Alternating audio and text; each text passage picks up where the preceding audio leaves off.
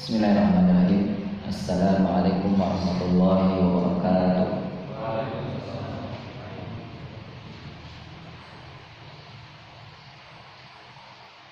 Alhamdulillahilladzi arsala rasulahu bil huda wa dinil haqqi liyudhhirahu 'ala ad-din kullih. Liyudhhirahu 'ala ad-din kullihi wa kafa billahi syahida. Asyhadu an la ilaha illallah wahdahu la syarika lah wa asyhadu anna Muhammadan 'abduhu wa rasuluhu alladzi la nabiyya wa la rasula ba'dah. Wa yaqulullahu ta'ala bi muhkamati tanzil ba'da a'udzu billahi minasyaitonir rajim. Bismillahirrahmanirrahim. Ya ayyuhalladzina amanu taqullaha haqqa tuqatih wa la tamutunna illa wa antum muslimun. Alhamdulillah, puji dan syukur seperti biasa kita panjatkan kepada Allah Subhanahu wa taala, dan juga salawat dan salam hormat kita kepada Nabi Muhammad sallallahu alaihi wasallam. Tidak berpanjang kalam, saya di pagi hari ini ingin langsung menyampaikan, karena cukup banyak poin-poin penting yang perlu disampaikan, yaitu masih tentang pentingnya adab.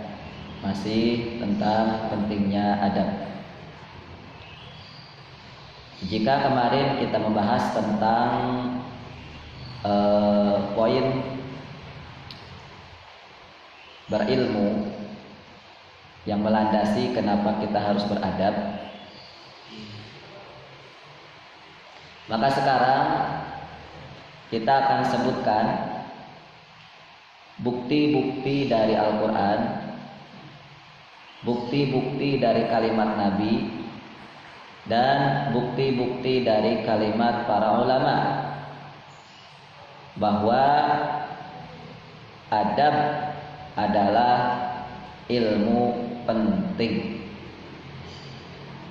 bahkan teramat sangat penting, jauh daripada ilmu, melebihi pentingnya ilmu. Baik, kita langsung saja. Teman-teman yang dimuliakan Allah, yang pertama kami ingin sampaikan kalimat dari Quran kita. Yang pertama kalimat dari surat At-Tahrim ayat 6. Allah Subhanahu wa taala berfirman,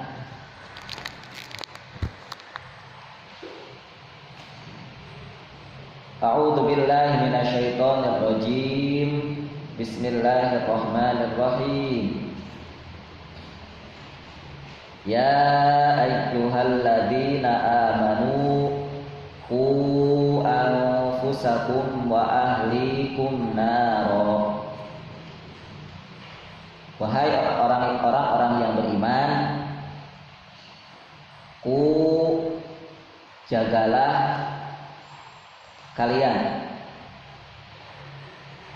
jagalah anfusakum, diri-diri kalian, wa ahlikum, dan keluarga-keluarga kalian.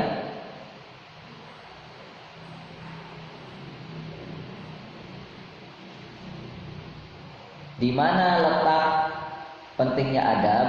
Di mana letak kalimat adab di dalam ayat ini? Yaitu letaknya pada kalimat ku, jagalah. Allah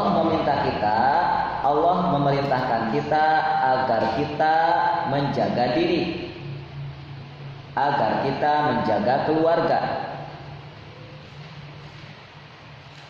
Pertanyaannya, bagaimana cara menjaga diri? bagaimana cara menjaga keluarga. Maka seorang ahli ilmu besar di kalangan para sahabat yang terkenal dengan keilmuannya, yaitu sahabat sekaligus juga keponakan Rasul Shallallahu Alaihi Wasallam,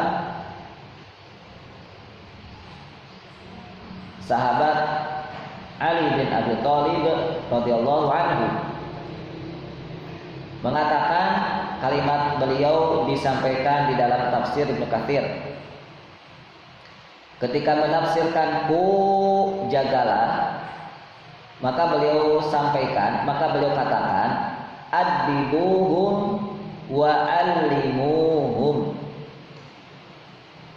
adibuhum wa allimuhum, adibuhum, ajarkanlah adab kepada mereka, wa allimuhum, dan didiklah mereka ilmu, ajarkanlah mereka ilmu.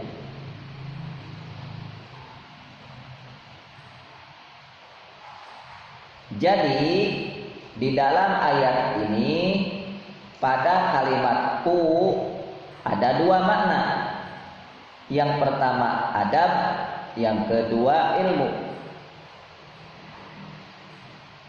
Maknanya adalah jika kalian bisa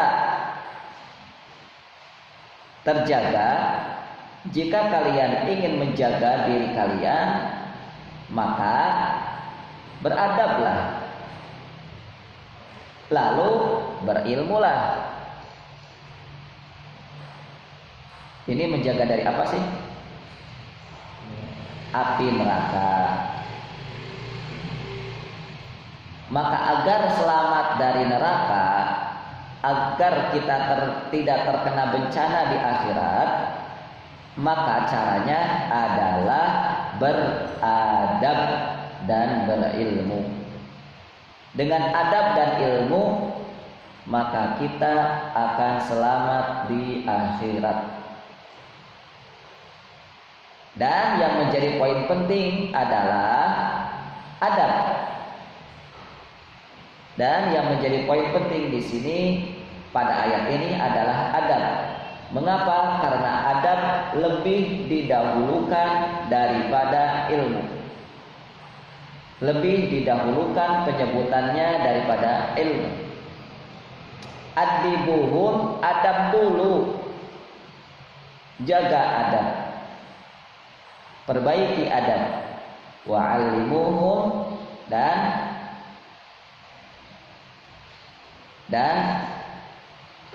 jadilah kalian orang yang berilmu.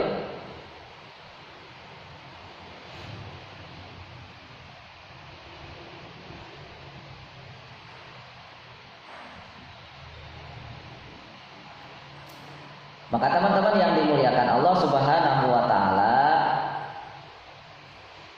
kan sebenarnya kalau kita jujur ya, kalau kita jujur, kita ini sebenarnya mau nggak sih masuk surga? Kita ini sebenarnya mau nggak sih masuk neraka?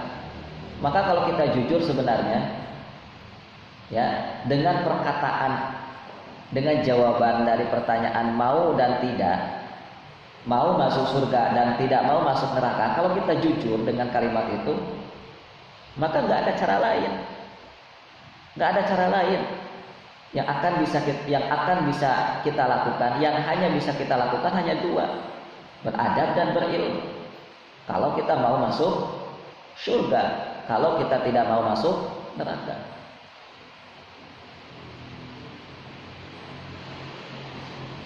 Ya iyalah. Apa sih yang sebenarnya kita cari? Ya, yang sebenarnya kita inginkan itu apa? Nggak ada yang paling kita inginkan kecuali surga. Apa sih yang paling kita takutkan? Apa yang paling kita khawatirkan? Maka jawabannya tidak ada yang paling kita takutkan, tidak ada yang paling kita khawatirkan kecuali neraka. Senyaman-nyamannya hidup di dunia. Nyaman nih kita nih ya. Nyaman hidup di dunia. Bahkan saking nyamannya maka kita seperti hidup layaknya di surga. Mau apapun tinggal ngomong, tinggal bicara. Ya. Mau apapun, mau seperti apapun, tinggal bicara saja.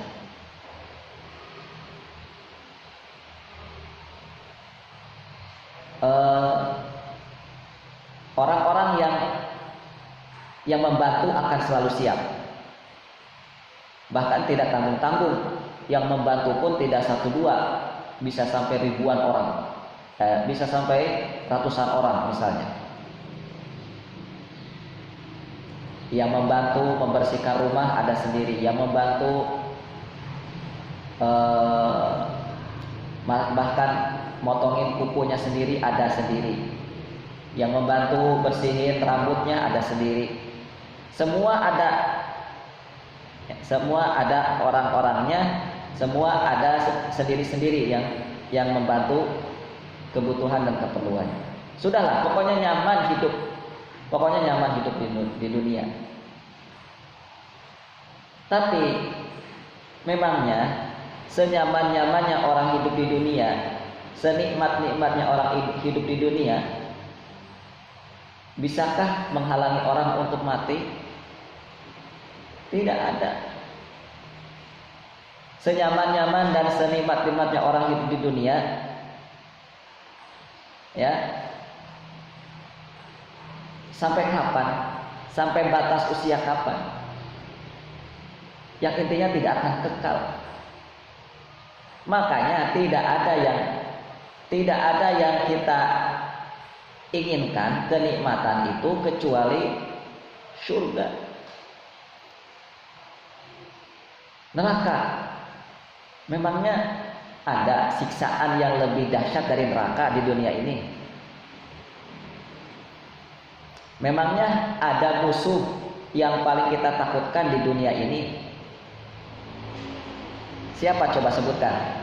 Apa siksaan yang paling yang kita takutkan di dunia ini? Bandingkan dengan neraka. Bandingkan dengan neraka. Siapa orang yang paling kita takuti?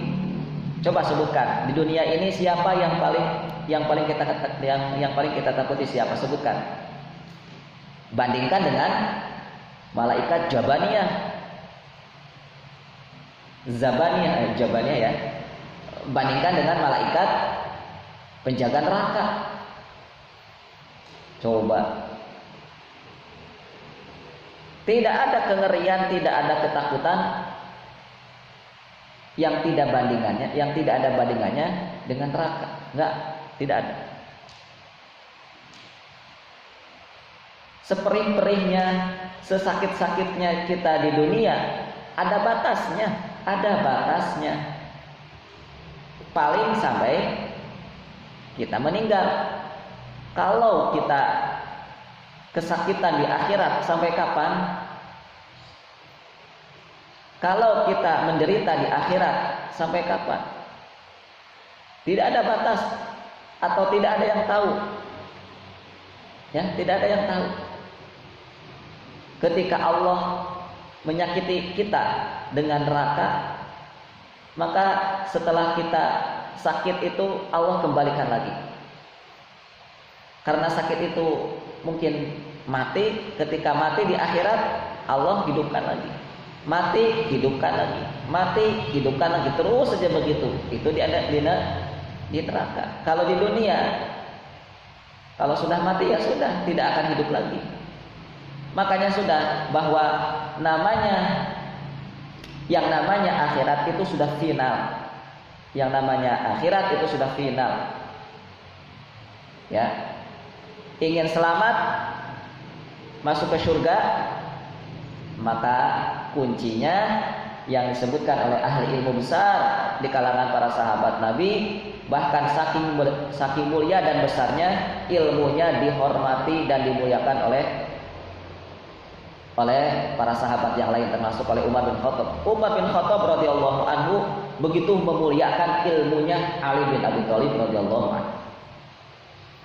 Ali bin Abi Thalib radhiyallahu anhu mengatakan, kalau ingin selamat dari neraka dan dimasukkan ke surga, jawabannya adalah dengan ilmu, dengan adab dan dengan ilmu. Dan yang menjadi poin penting di sini adalah adab. Uniknya sekali lagi bahwa kepentingan kita dengan adab itu melebihi ilmu, namun ternyata adab masih kurang diperhatikan. Namun ternyata metode pembelajaran adab masih kurang diseriusi. Konsep adab ini masih kurang diseriusi. Berapa mata pelajaran adab yang sudah kita terima dari semenjak kita TK, PAUD, SD, SMP? Berapa mata pelajaran adab? Ya.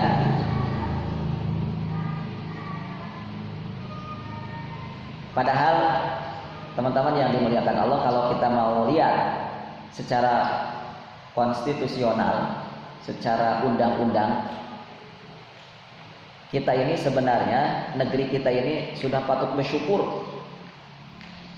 Mengapa? Karena di dalam hukum Indonesia, di dalam undang-undang kita ini sebenarnya sudah diamanati.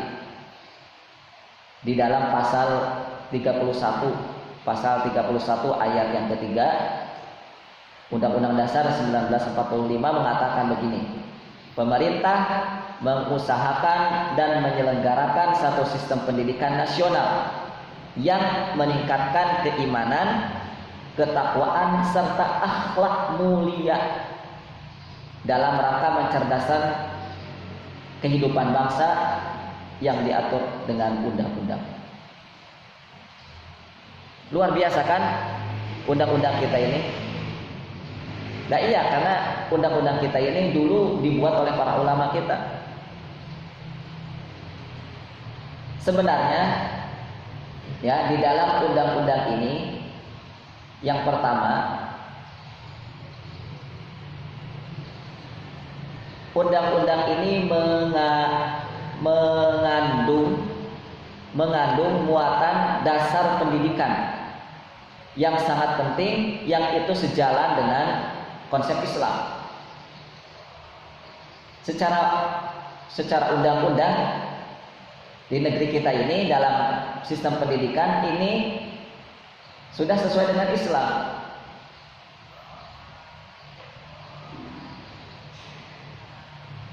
Maka kalau ini dilaksanakan, ya, tidak ada namanya dikotomi, tidak ada namanya pemisahan, ini pendidikan Islam, ini pendidikan nasional. Kalau undang-undang ini dilaksanakan, bukankah Nabiullah Muhammad SAW diutus untuk menyempurnakan akhlak? Ya kan? Nabi kita bersabda, innama bu'ithu liutammima makarimal akhlak. Sesungguhnya aku ini diutus untuk menyempurnakan akhlak mulia. Ingat, Nabi kita pekerjaan terbesarnya kan menjadi guru, menjadi pengajar, menjadi pendidik umat manusia. Dan yang yang diamanati oleh Allah kepada beliau adalah sempurnakan tuh akhlak umatmu. Sempurnakan akhlak umatmu. Akhlak mulia ya tentunya. Ya, jadi ikhwati iman rahimakumullah, bahwa adab dan akhlak yang itu menjadi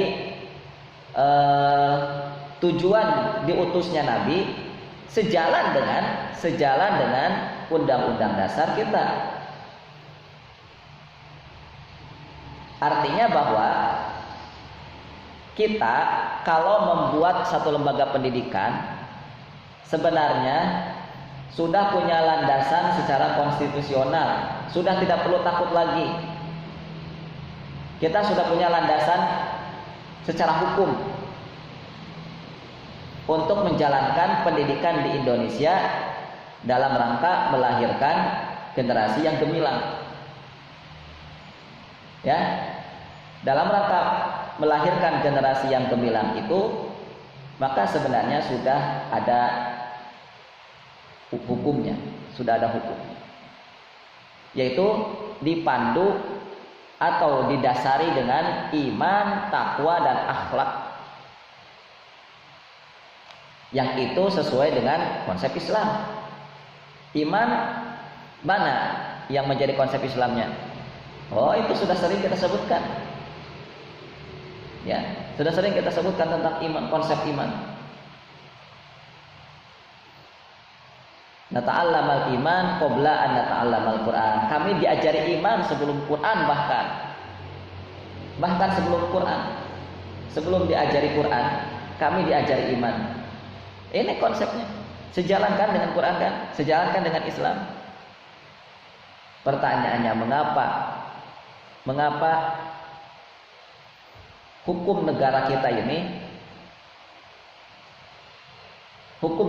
ini secara praktek di lapangan dalam konsep pendidikan kok tidak nyata, tidak terlihat? Di kelas berapa kita diajari iman, takwa, adab itu? Secara serius ya.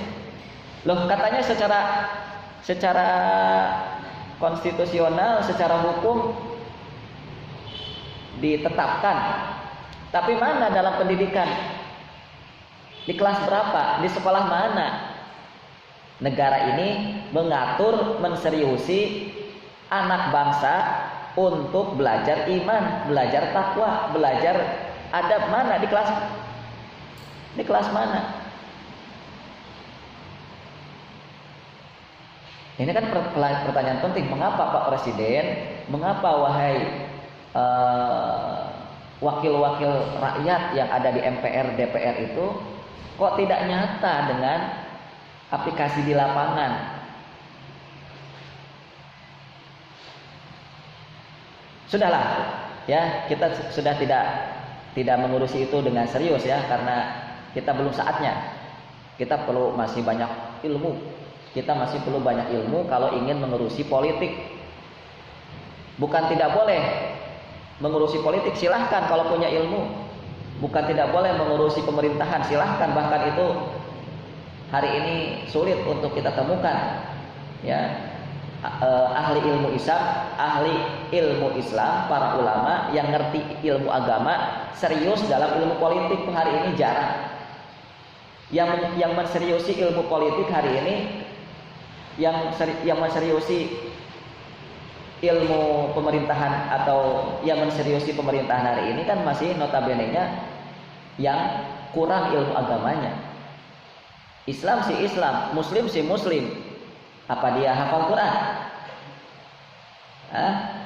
Pemerintah kita berapa? Coba dihitung yang punya hafalan Quran. Janganlah 30 juz.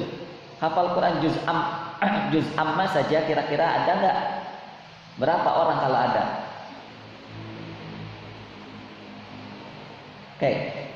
Jadi secara konstitusional seperti itu. Maka teman-teman yang dimuliakan Allah Subhanahu wa taala, ya sudahlah bahwa adab itu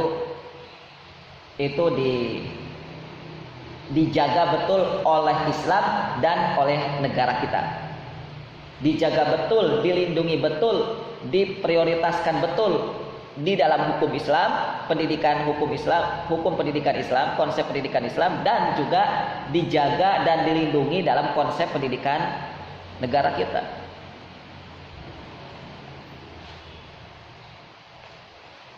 Baik, itu yang pertama. Maka sebenarnya kalau mau jujur ya, pemerintah ini harus berterima kasih kepada apa? Kepada lembaga-lembaga pendidikan yang sangat berkonsentrasi tentang mengajarkan adab dan akhlak kepada anak-anak bangsa ini. Ya, harusnya tuh pemerintah harus berterima kasih kepada Baitul Arqam, ya, kepada sekolah-sekolah gitu, yang betul-betul guru-gurunya, kepala sekolah sampai ke guru-gurunya itu betul-betul menseriusi menanamkan adab dan akhlak kepada murid-murid. Kenapa? Ya, karena mereka ini sedang mengimplementasikan hukum di negara kita, hukum pendidikan di negara kita, sedang mengimplementasikan itu. Oke, lanjut. Di dalam surat berikutnya, yaitu surat Toha ayat 12, Allah Subhanahu wa taala berfirman,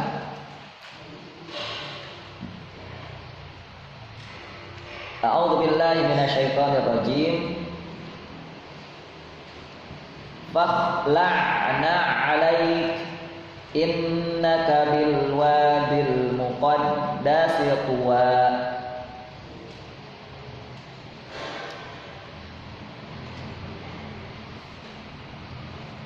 Ini Allah Subhanahu wa taala berfirman tentang perintah Allah kepada Nabiullah Musa alaihi salam.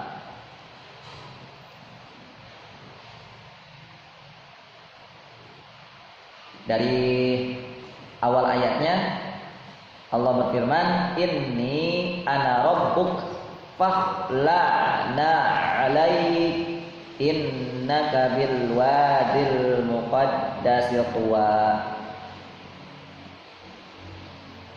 Sesungguhnya aku adalah Rabbmu, maka lepaskan kedua alas kakimu. Fahla, lepaskan, na'laika, na'lun, sendal. Sendal ini ada dalam Al-Quran. Sendal yang kita pakai tiap hari itu, sendal dalam Al-Quran itu ada. Apa ini ayatnya? Bahasa Arabnya sendal apa? Na'lun, nun, ain, lam, na'lun. Na'lai, kedua sendalmu. Na'lai itu dua sendal. Lepaskan kedua sendalmu, sesungguhnya kamu bil wadil muqaddasi tuwa, sedang berada di lembah yang suci, yaitu Tuwa.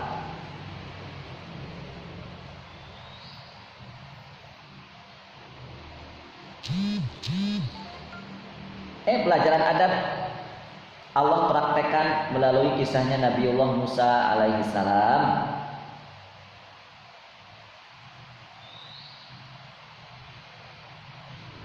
Pernah nggak sih kita perhatian ketika mau masuk masjid itu seperti apa yang dipraktekkan oleh Nabi Musa? Apa yang ada di balik, pelajaran di balik membuka sendal ketika masuk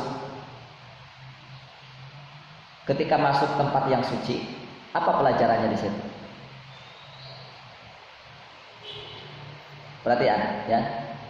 Para ulama mengatakan innama amarahu bi khal'i na'laihi ta'dhiman lil buq'ah. bahwa perintah Allah membuka sendal, melepas sendal merupakan bentuk pengagungan terhadap tempat yang disucikan. Bentuk pengagungan terhadap tempat yang disucikan.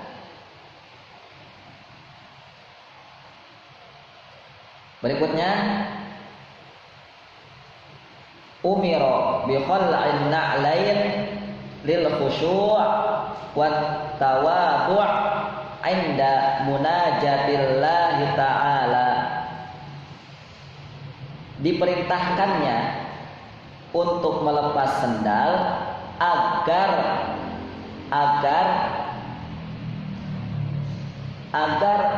terdapat rasa khusyuk, takut, tunduk, wat tawadhu' dan patuh atau tunduk inda ketika munajat, ketika berdua-duaan dengan Allah Subhanahu wa taala, ketika bermunajat kepada Allah. Bermunajat itu berdoa, beribadah, itu namanya munajat.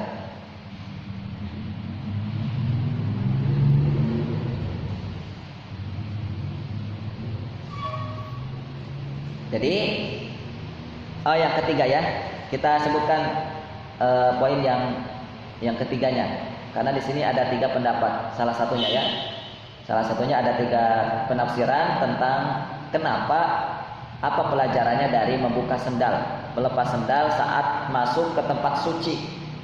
Tempat suci di dalam kisah Nabi Musa apa namanya? Tempat sucinya Tuwa.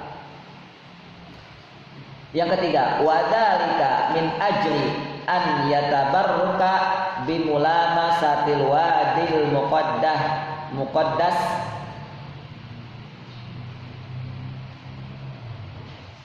yaitu melepas sendalnya Nabi Musa melepas sendalnya agar mendapatkan berkah dengan menempelnya, dengan bersentuhannya antara beliau kakinya bersama tempat yang diinjak, tempat yang tempat yang dilewati ya. Supaya tidak ada perantara, tidak ada alas yang menghalangi, dan tercipta dan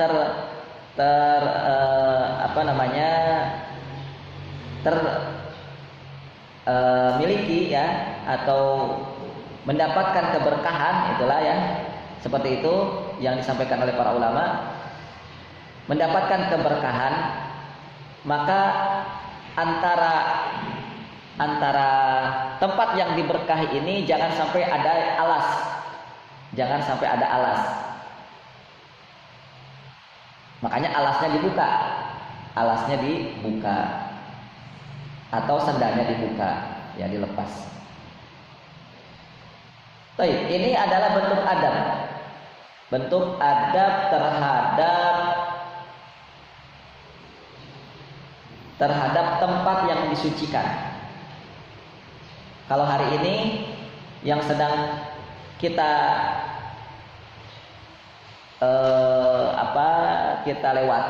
kita injak atau yang sedang kita tempati adalah masjid. Masjid ini adalah rumah Allah, tempat yang disucikan. Maka teman-teman yang dimuliakan Allah Subhanahu wa taala, di antara bentuk kita beradab kepada masjid adalah melepas sendal. Jadi melepas sendal itu sebenarnya bukan karena lantainya sudah dipel, bukan. Ya, melepas sendal itu bukan lantaran bukan hanya sebatas tidak kotor di masjid, bukan. Tetapi melepas sendal saat masuk masjid itu adalah di antara cara agar kita terasa mengagungkan masjid, agar kita betul-betul terasa mengagungkan masjid dan bisa mempraktekkan munajat kita kepada Allah, ibadah dan seterusnya dengan khusyuk dan tawadhu, dengan khusyuk dan tawadhu. Baik, ini bentuk adab di dalam Al-Qur'anul Karim. Jadi saking pentingnya adab, maka Allah perlu menayangkan kepada kita, maka Allah perlu menjelaskan kepada kita dengan bentuk kisah. Ya, lagi-lagi dengan bentuk kisah. Jadi kisah itu difungsikan diantaranya untuk menjelaskan adab, untuk menyampaikan tentang pentingnya adab.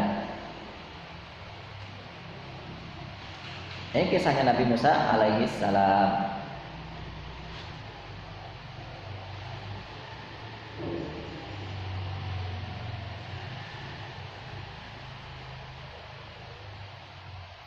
Baik, dalam Al-Quran kita sebutkan 2 ayat saja, sebenarnya banyak sekali ayat-ayat yang menjelaskan tentang adab di dalam Al-Quranul Karim. Ada di antaranya dalam surat Al-Jumu'ah ayat yang kelima, antum bisa kaji itu ya. Di situ tentang himar.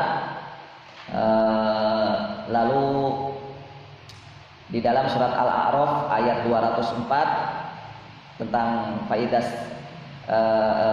ketika kalian akan membaca Quran maka dengarkan dan wa ansitu wasma'u. Nah, itu juga ada banyak sekali lah ya.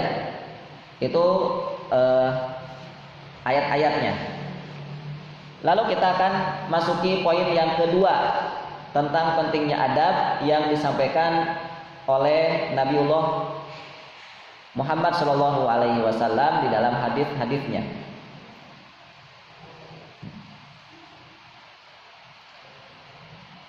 Hadis yang pertama, hadis ini yang sangat terkenal dan tadi sudah kita sebutkan bahwa Nabi Muhammad, Nabi kita Shallallahu Alaihi Wasallam bersabda, Innama bu'ithtu liutammima makarimal akhlaq, bahwa sesungguhnya aku diutus untuk menyempurnakan akhlak kalian, menyempurnakan akhlak mulia kalian.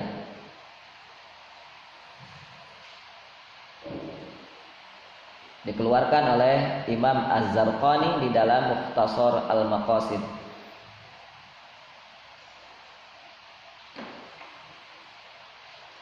Berikutnya di dalam hadis yang lain dari sahabiah Aisyah radhiyallahu anha bahwa aku pernah mendengar Rasulullah Shallallahu Alaihi Wasallam bersabda, Innamal mu'min liyudrik bihusni khuluqihi darajah as-shaim al-qaim.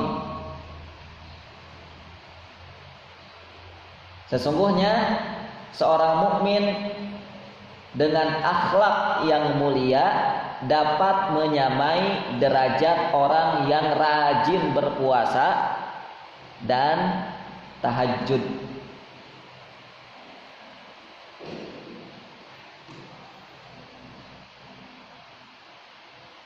Akhlak yang baik, adab yang baik bisa menjadi cara untuk menyamai, untuk menandingi derajat di hadapan Allah orang-orang yang rajin berpuasa dan rajin bertahajud. Baik.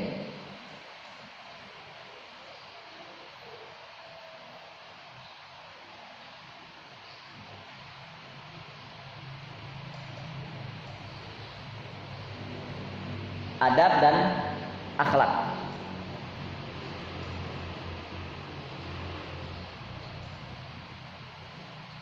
Sebenarnya cukup satu saja ya tadi tentang diutusnya Nabi itu sudah cukup sebenarnya untuk menjelaskan tentang betapa pentingnya akhlak, betapa pentingnya adab.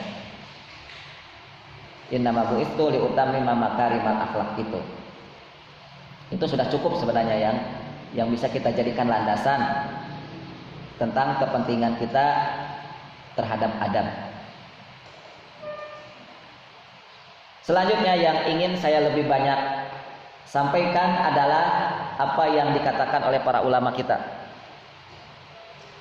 Yang ketiga, perkataan-perkataan ulama. Jadi setelah ayat di dalam Al-Quran, yang kedua hadis Nabi, yang ketiganya perkataan ulama.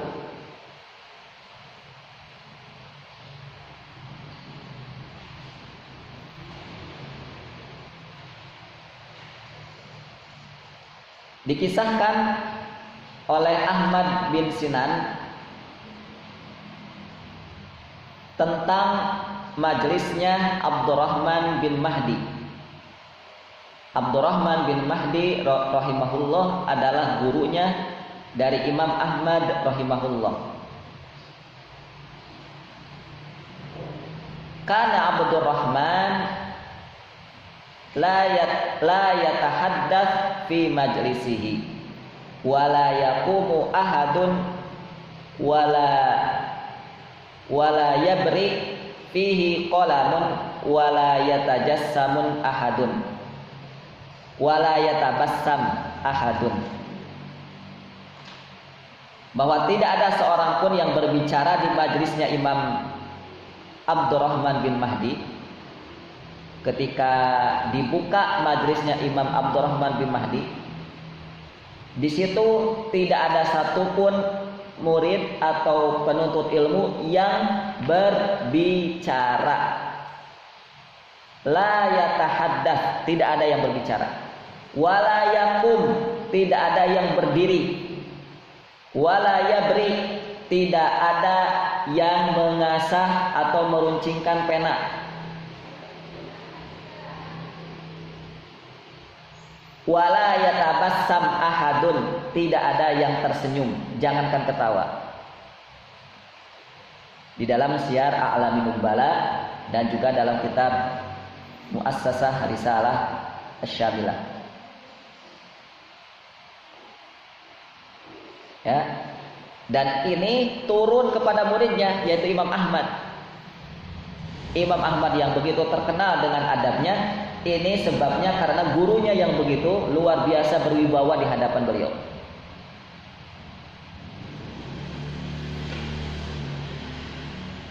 Ya.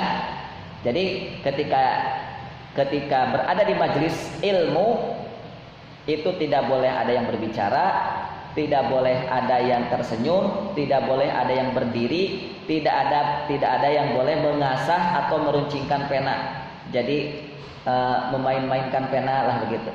Kalau dulu kan mau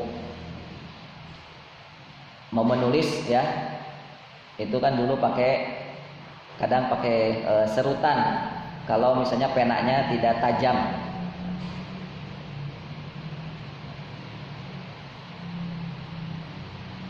Baik, ini praktek para ulama. Lalu berikutnya Abu Abdullah Sufyan bin Sa'id At-Tsauri rahimahullahu taala berkata, para ulama tidak mengizinkan anaknya untuk keluar menuntut ilmu sampai mereka beradab dan beribadah selama 20 tahun. Jadi selama 20 tahun para ulama tidak mengizinkan anak-anak mereka, anak-anaknya para ulama dulu untuk keluar rumah. Jadi selama 20 tahun dididik oleh orang tuanya, dididik di dalam keluarganya. Apa yang dididik? Adab. Adab. Selama 20 tahun. Baru ketika 20 tahun selesai, maka mereka boleh diizinkan untuk pergi ke dunia ilmu bersama guru-guru mulia yang ada di luar sana. Jadi memang tazkiyah atau rekomendasi boleh dan tidaknya menuntut ilmu, adab rekomendasinya, adab. Kalau adabnya sudah bagus, maka orang tuanya pun bisa dan mengizinkan anaknya untuk keluar menuntut ilmu di kota-kota atau di daerah-daerah yang lain.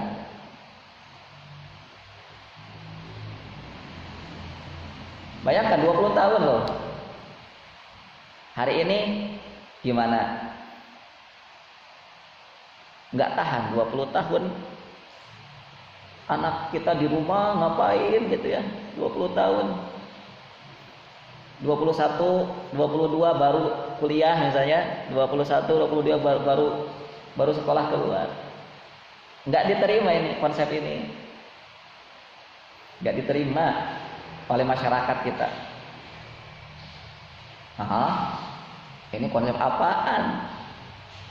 Ngomong kosong kan dia. Gitu.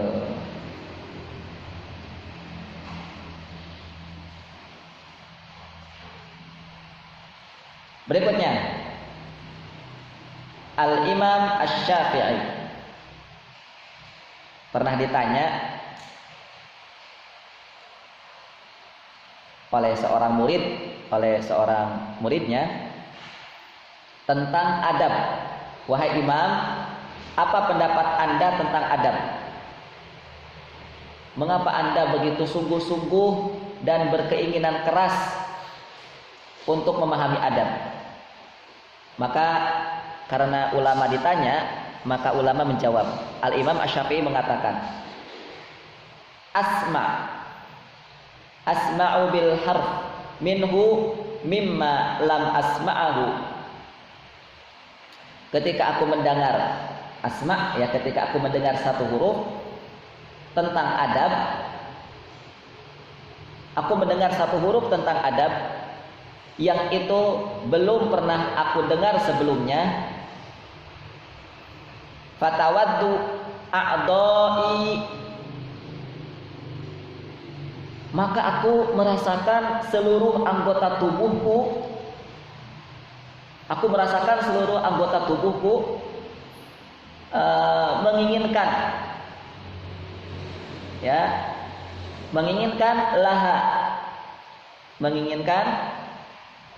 apa yang disampaikan tentang adab itu. Asma'an fatana'amma bihi, sehingga anggota tubuhku mendengarnya dan mendapatkan nikmatnya adab.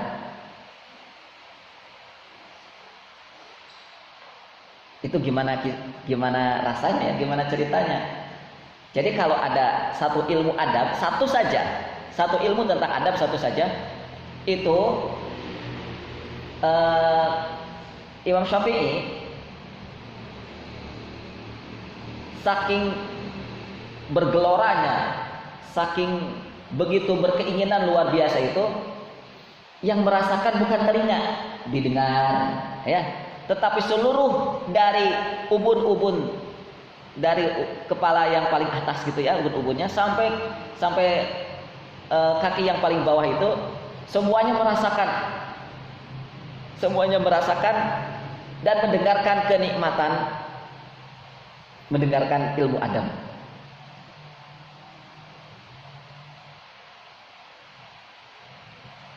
Gimana cara mendeskripsikannya, visualisasikan. Pokoknya kalau kita menginginkan apa gitu yang selalu kita nanti-nantikan, yang selalu kita rindukan, tiba-tiba ada gitu. Itu kan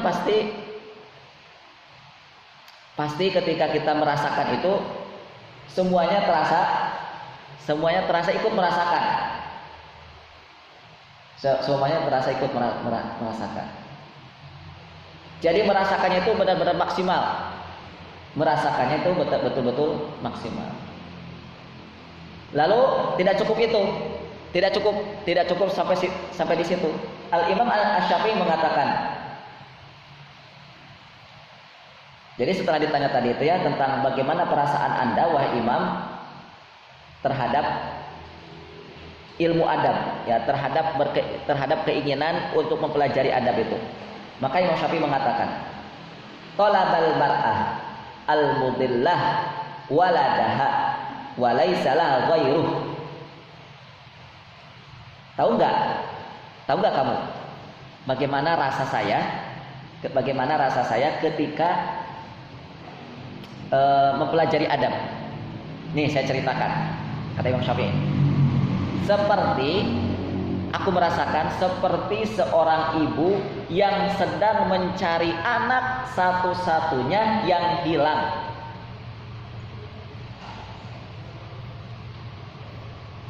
Jadi beliau Imam Syafi'i itu mengibaratkan mencari adab, ya, mempelajari adab, menuntut adab itu saking pentingnya, ya, ini saking pentingnya, saking seriusnya, saking apalagi ya, saking semangatnya, saking rakusnya dalam tanda kutip, saking bergeloranya itu diumpamakan seperti seorang ibu sedang mencari anak satu-satunya dan dia hilang. Luar biasa.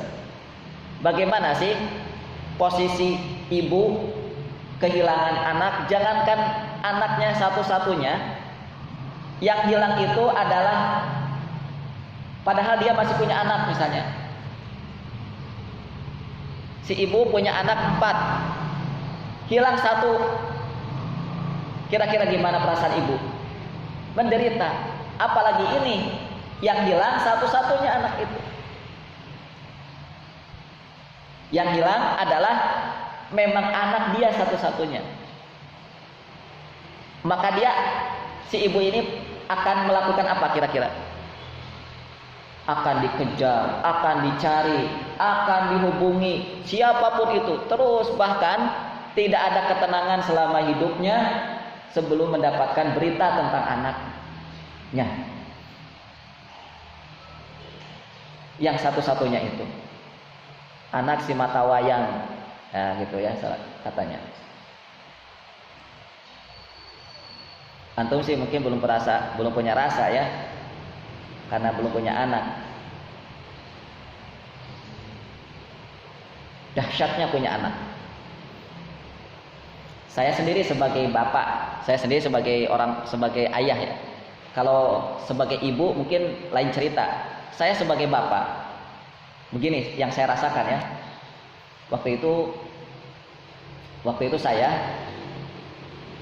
sedang menyimak di Garut waktu itu, sedang menyimak hafalan santri saya yang lagi ujian tahfidz. Saya dihubungi sama keluarga bahwa istri saya sudah melahirkan. Ketika itu apa yang saya rasakan, teman-teman, begini. Antum pernah nonton Satria Baja Hitam kan?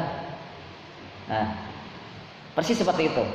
Jadi ketika anak saya lahir itu, seakan-akan saya seperti Satria Baja Hitam, berubah. Iya, serius ini. Berubah. Jadi bukan Fauzi yang dulu lagi. Bukan Fauzi yang dulu belum punya anak, enggak sama. Jadi posisi saya ketika itu mendapat berita tentang anak saya lahir itu tiba-tiba berubah. Apalagi ketika saya langsung melihat anak saya langsung. Wah. Itu berubah drastis luar. Dan itu pasti dirasakan oleh setiap bapak. Pasti dirasakan oleh setiap orang tua. Ketika apa? Ketika mendengarkan bunyi tangis bayi anaknya sendiri. Bahkan sebelumnya sebenarnya ya perasaan saya itu berubah ya ketika saya mulai menikah itu. Ketika qabil tu nikahaha itu wa tazwijaha bimahrin kadza wa kadza. Ketika saya melafalkan kalimat akad itu sama juga perasaan saya langsung berubah seperti Power Ranger. Berubah. Artinya nggak sama lagi. Posisi saya sebagai Fauzi ini nggak sama ketika dan sebelum dan setelah menikah. Sebelum dan setelah punya anak tuh posisi saya nggak sama. Apalagi mungkin pastinya seorang perempuan, seorang ibu, seorang istri itu kalau mendengarkan bunyi tangisan anak tuh luar biasa. Lihat gimana jadinya ketika anaknya hilang, luar biasa. Gak mungkin air berderai dari matanya itu bisa kering hanya sebulan atau ya sebulan 2 bulan. Pasti lama itu, bisa bertahun-tahun. Anak saya hilang kemana, anak saya hilang kemana, pasti itu. Kira-kira kita posisi hari ini dalam mempelajari adab, begitukah?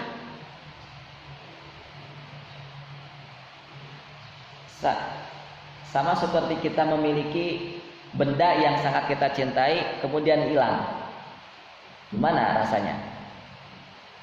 HP ya, yang uangnya kita bertahun-tahun kita ngumpulin ya, lalu kita belanjakan untuk membeli HP, ternyata HP-nya hilang. Rasanya gimana? Padahal itu uang hasil dari jualan peyek misal. Ya, baru jualan peyek butuh waktu berapa bulan, butuh waktu berapa tahun ngumpulin uang untuk bisa membeli HP harga 3 juta gitu kira-kira. Ya yang jelas gak mungkin sebulan 2 bulan kan. Ya kecuali jualan peyeknya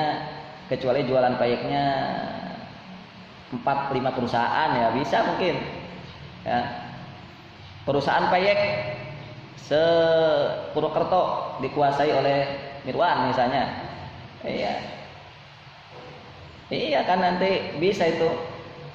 Nggak harus menunggu 1 bulan, seminggu 2 minggu, sepekan 2 pekan udah dapat.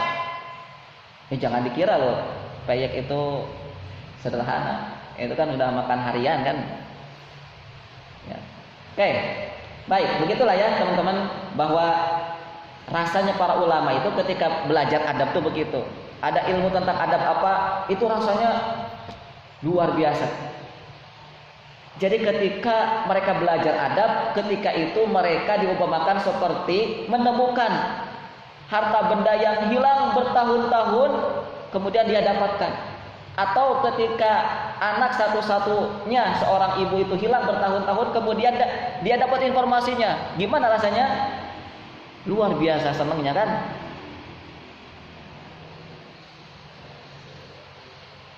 Lalu tidak berhenti sampai di situ. Imam Asy-Syafi'i mengatakan juga, laisal ilm bima hafizal ilm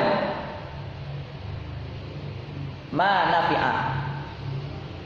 Ilmu itu adalah diukur bukan dengan apa yang telah dihafal oleh seseorang, tetapi ilmu itu diukur dengan apa yang bermanfaat bagi dirinya.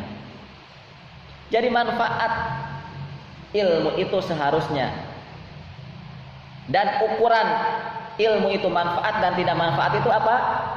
Adab. Kalau ilmunya bermanfaat maka akan terlihat pada adabnya. Kalau ilmu selama bertahun-tahun itu dia cari tidak bermanfaat, buktinya apa? Tidak beradab. Tidak terlihat pada adabnya, tidak terlihat pada akhlaknya. Maka itu ilmunya tidak bermanfaat. Ini Imam Syafi'i mengatakan ahli ilmu besar, ahli ilmu besar.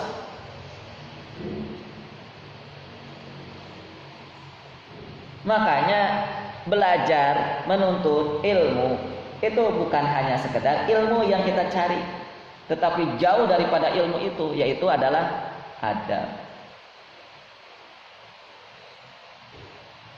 Baru berapa ini? Baru 3 ya? Baru 2 malah. Khalid bin Nizar pernah mendengar Al-Imam Darul Hijrah, Imam Malik rahimahullahu berkata. Nah, ini yang sering kita dengar. Imam Malik mengatakan di dalam Al-Hilyah, ta'allamul adab. qabla an tata'allamul ilm. Pelajarilah adab sebelum mempelajari satu ilmu. Pelajari adab. Dan ini mirip dengan apa yang disampaikan oleh Imam Ali bin Abi Thalib. Juga mirip apa yang sudah disampaikan oleh Umar bin Khattab. Mirip-mirip seperti itu. Jadi adab ini prioritas paling pertama sebelum belajar ilmu. Artinya begini.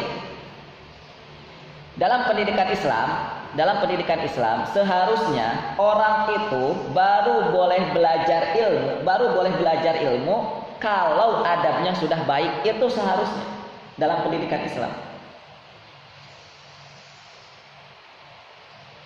Dalam Islam, pendidikan Islam itu seharusnya orang itu boleh masuk sebuah fakultas ilmu, fakultas apalah gitu, fakultas ilmu syariah, fakultas ilmu akidah, fakultas ilmu kedokteran, fakultas ilmu apa itu, syaratnya lihat adabnya, baik apa tidak.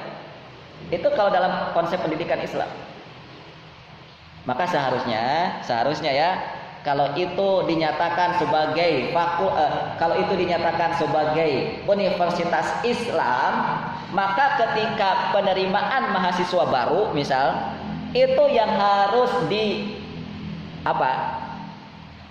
ketika penerimaan mahasiswa baru yang harus yang harus dites ketika testing itu bukan hanya matematika berapa, bahasa Inggrisnya berapa, bukan itu. Tapi seharusnya bagi dosen-dosen, bagi rektor-rektor yang memimpin sebuah universitas Islam, ketika ada pembukaan mahasiswa baru, ketika dites itu adalah adabnya. Gimana adab yang akan jadi mahasiswamu nanti? Adabnya gimana? Loh, kamu kan pimpinan universitas Islam, kok tidak memegang konsep Islam? Loh, kamu kan pimpinan pesantren, tapi kok begitu? Loh, kamu kan memegang universitas Islam yang sangat terkenal di dunia, tapi kok tidak memperhatikan adab? Ya gitulah. Karena bermula dari konsepnya para ulama tadi. Ingat ya, para ulama tuh kalau berbicara tidak asal-asalan. Mereka berbicara atas dasar panduan Quran dan perkataan Nabiullah Muhammad SAW. Dirumuskan, disimpulkanlah oleh para ulama. Jangan belajar ilmu sebelum lulus adabnya.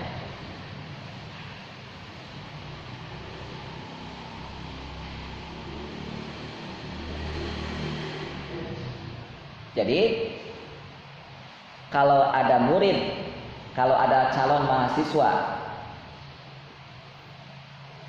tidak beradab sama guru, tidak beradab sama orang tua, tidak beradab sesama saudara, tidak beradab dengan ilmu dan majelis ilmu, tidak beradab sama binatang, tidak beradab dengan waktu, tidak beradab dengan barang-barangnya sendiri, jangan diterima jadi mahasiswa.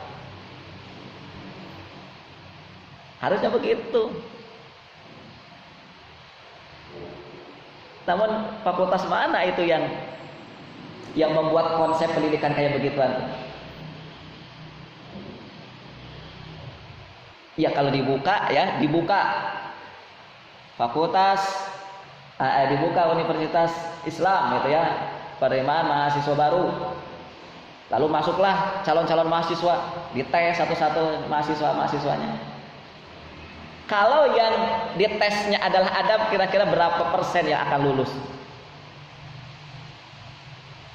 Berapa persen yang akan lulus kira-kira?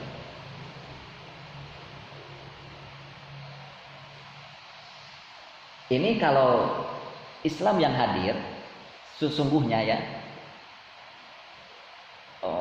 universitas Islam yang sesungguhnya itu kalau hadir nggak banyak gitu.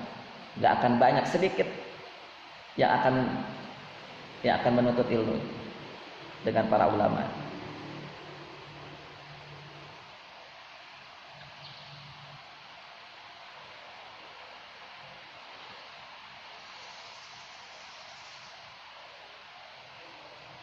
Baik, berikutnya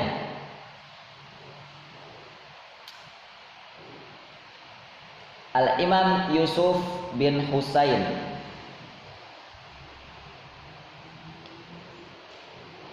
dan juga Asy-Syaikh Shalih Al-Utsaimin, mirip lah ya ada perkataannya, mengatakan bahwa bil adab tafhamul ilm, bil adab tafhamul ilm,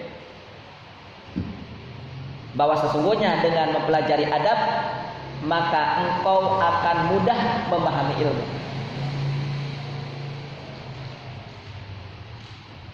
Dengan belajar adab, dengan memperhatikan adab, maka engkau akan dimudahkan belajar ilmu.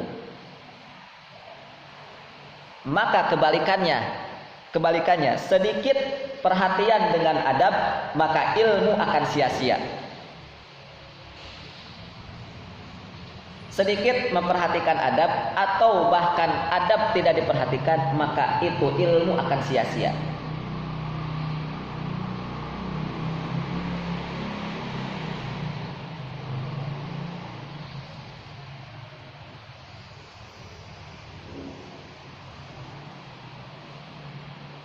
Ya, ilmu adalah cahaya. Al-ilmu nurun. Ilmu itu bukan sembarangan, teman-teman. Ilmu itu adalah dikatakan di dalam Islam ini sebagai cahaya. Sesuatu yang berharga bagi kita sebagai manusia. Melebihi segalanya, melebihi harta, melebihi keluarga. Ilmu itu melebihi segalanya. Ilmu melebihi segalanya, melebihi harta kita, melebihi keluarga kita, melebihi siapapun. Maka tidak mudah mencari ilmu itu, tidak mudah mencari ilmu, apalagi ilmu yang bermanfaat. Maka bagaimana caranya agar kita bisa mendapatkan ilmu? Bagaimana caranya agar kita bisa memahami ilmu? Bagaimana caranya agar kita dimudahkan untuk mengamalkan ilmu? Dengan adab. Caranya adalah belajar adab dulu.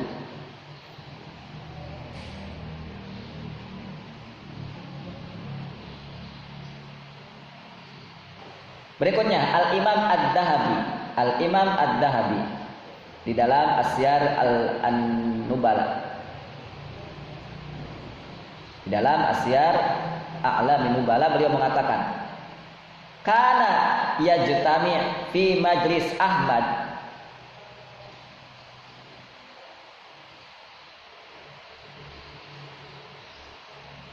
ketika majlis Imam Ahmad dibuka, maka yang hadir waktu itu adalah khamsah alaf. Khamsah berapa? 5. Alaf berapa? Ribu, ya berarti 5.000. 5.000 orang lebih. Au yazidun. 5.000 lebih.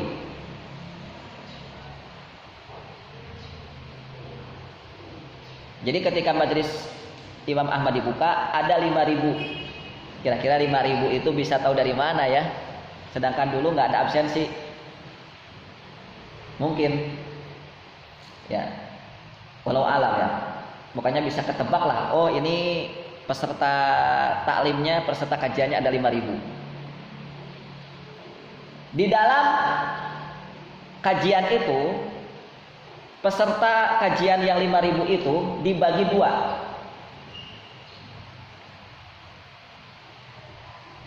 Yang pertama, khamsumi'ah berapa?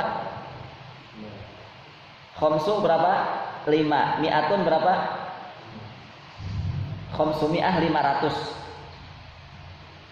Khamsumi'ah 500 orang yaktubuna mereka pada menulis, sibuk menulis. 500 peserta dari 5.000 itu, dari 5.000 itu 500-nya yang mereka lakukan adalah belajar ilmu, menulis. Kira-kira sisanya ngapain? Wal baqun, adapun sisanya, wal baqun yata'allamuna minhu husnul adab. Adapun sisanya, sisa dari 500 berapa? 5.000 dikurangi 500, sisanya berapa?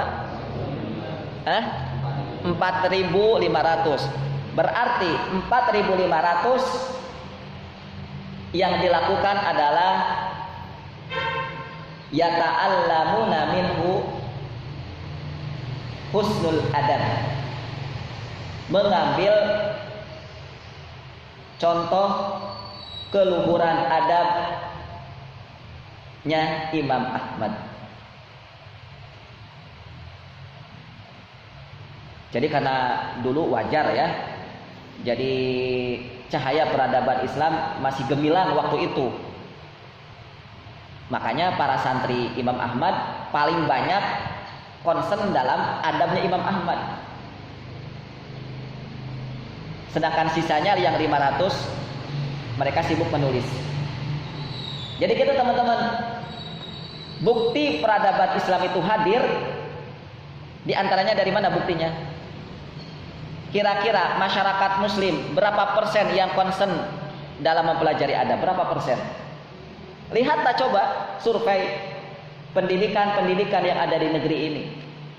Atau nggak usah jauh-jauh, di kota-kota kita masing-masing. Ya, di Ambon, di Maluku, di Sumatera, di Lampung, di kota-kota masing-masing. Lihat pesantren, sekolahan, perhatikan berapa persen sekolahan-sekolahan di negeri ini, di kampung-kampung kita, di kota-kota kita yang concern dalam belajar adab. Berapa persen? Imam Ahmad rahimahullah hidup pada zaman kegemilangan Islam. Di zaman siapa? Khalifah Abbasiyah. Tepatnya siapa pemimpinnya? Harun ar-Rasyid rahimahullah. Harun ar-Rasyid tahu kan? Harun ar-Rasyid rahimahullah itu siapa beliau? Salah satu yang paling terkenal di sepanjang pemerintahan Islam, di sepanjang peradaban Islam, yang betul-betul mensejahterakan, memberikan keamanan, kesejahteraan di muka bumi ini adalah di pemerintahannya Harun ar-Rasyid. Kalau di fase pemerintahan Khalifah Abbasiyah, Harun ar-Rasyid rahimahullah. Dan di situ hiduplah imam besar Imam Ahmad rahimahullah. Peradaban Islam lagi gemilang-gemilangnya. Baitul Hikmah di zaman siapa berdiri? Baitul Hikmah tahu? Perpustakaan terbesar, perpustakaan yang diakui oleh bahkan Eropa. Belum ada saat itu perpustakaan umum yang dibuka, yang boleh dibaca oleh umum, masyarakat umum. Karena Eropa sudah bahkan melarang, bahkan heran kok ada buku yang dibuka untuk umum, heran sekali gitu, mereka. Gimana bisa-bisa nanti dicuri, di apalah gitu, mereka bilang begitu. Ya. Tidak. Bahwa perpustakaan terbesar waktu itu, ilmu dibuka oleh pemerintahan Islam untuk masyarakat umum, bahkan untuk orang kafir sekalipun, itu di masa pemerintahannya Harun ar-Rasyid dengan dibangunnya Baitul Hikmah. Ya.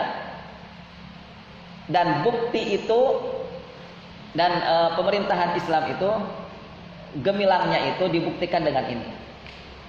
Sejauh mana concernnya ahli ilmu, murid-murid ilmu, ya, penuntut ilmu di dalam mempelajari adab. Oke, mohon maaf sudah jam 9:30.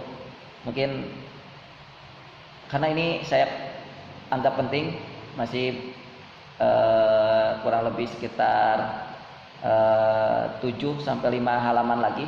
Ini yang baru saya baca, baru 5 halaman. Kita lanjutkan pekan depan insyaallah, dan selanjutnya kita lanjutkan ke majelis tasmi. Dengan itu silakan dimulai pembacaan tasmi.